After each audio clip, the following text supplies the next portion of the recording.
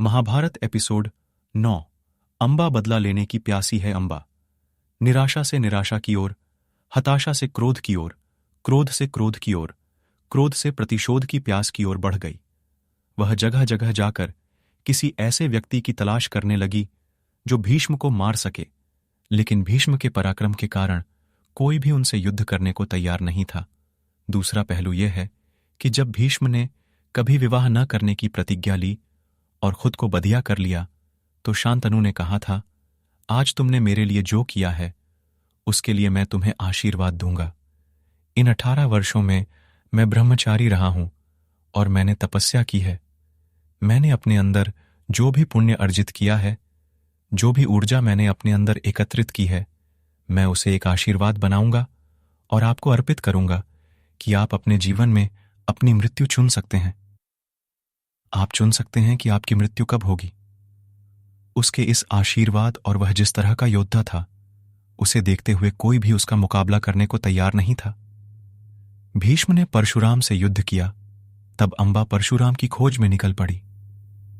शस्त्र प्रशिक्षण, विशेषकर धनुर्विद्या, भीष्म के गुरु परशुराम थे। जब वह गई और परशुराम के सामने साष्टांग प्रणाम किया और अपनी दुर्दशा बताई, तो परशुराम ने कहा, चिंता मत करो, मैं तुम्हारे लिए यह ठीक कर दूंगा। उन्होंने भीष्म को बुलाया।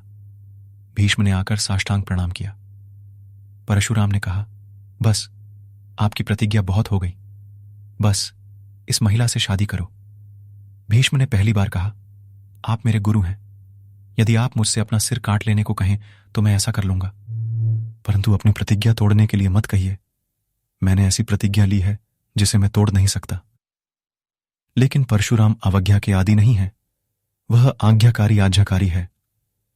जब उसके पिता ने उससे अपने सभी भाइयों और अपनी मां के सिर काट लेने को कहा, तो उसने बिना कुछ सोचे समझे चारों के सिर काट दिए।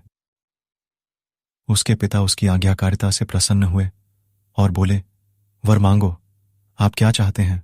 अवज्ञा एक ऐसी चीज है जिसे परशुराम सहन नहीं कर सकते, क्योंकि वह इसी तरह बड़े हुए हैं।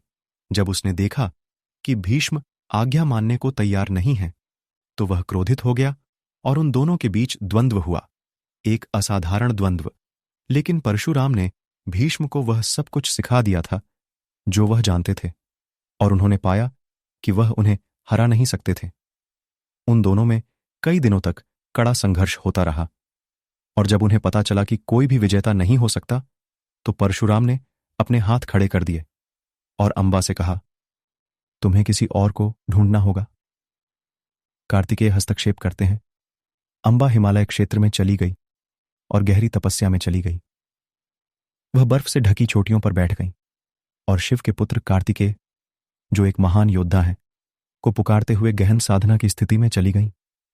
उसने मन ही मन सोचा कि कार्तिकेय ही वह व्यक्ति होगा जो भीष्म को मारने में सक्षम होगा।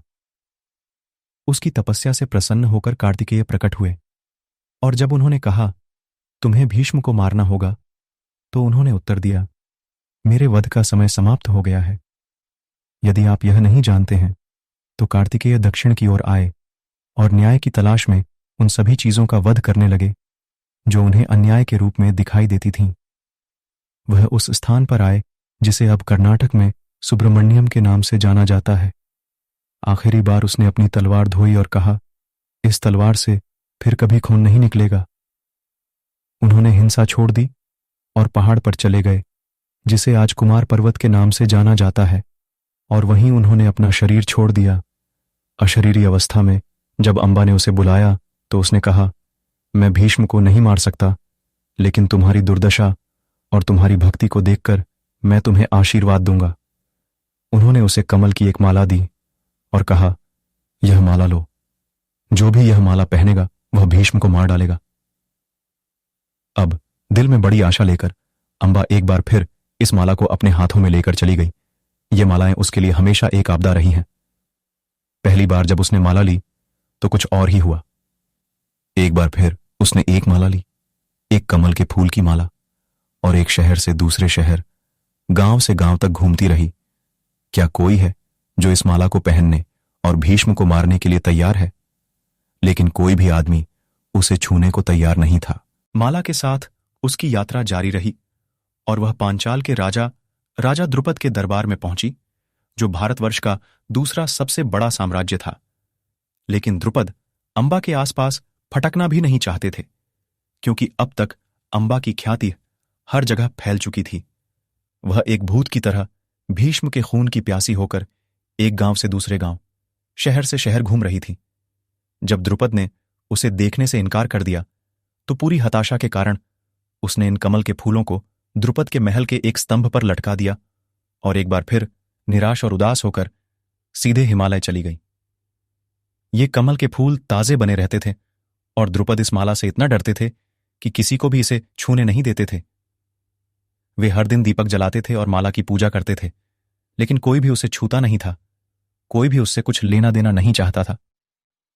शिव का वरदान अंबा ने हिमालय की ओर अपनी यात्रा जारी रखी। वह वहां बड़ी तपस्या में बैठ गई। धीरे धीरे युवती का सुंदर शरीर सूखकर केवल हड्डियां बनकर रह गया। वह वहां बैठ गई, केवल हड्डियां और त्वचा, और शिव को बुलाया। शिव स्वयं प्रकट हुए। उसने कहा, तुम्हें भीष्म को मारना होगा। शिव ने उत्तर दिया, क्या यह सर्वोत्तम नहीं है कि तुम भीष्म को मार डालो? तब तुम्हें मेरे द्वारा उसे मारने से ज्यादा बदला लेने में आनंद आएगा। अचानक उसकी आंखों में चमक आ गई और उसने कहा, यह कैसे संभव है? मैं एक महिला हूं और वह एक महान योद्धा है। मैं उसे कैसे मार सकती हूं? शिव ने उत्तर दिया, मैं तुम्हें आशीर्वाद दूंगा, अगले जन्म में तुम उसे मार डालोगे। तब अंबा ने कहा, लेकिन अगले जन्म में मुझे यह सब याद नहीं रहेगा, तो मुझे बदले की मिठास का पता नहीं चलेगा। शिव ने कहा, चिंता मत करो, मैं यह सुनिश्चित करूंगा कि तुम्हें याद रहे। समय आने पर तुम्हें याद आएगा, तुम्हें बदले की मिठास का पता चल जाएगा। जो कुछ तुमने सहा है वह सब तुम्हें मिलेगा। इसलिए वह वहीं बैठ गई और बाद में वापस आने के लिए अपना शरीर छोड़ दिया।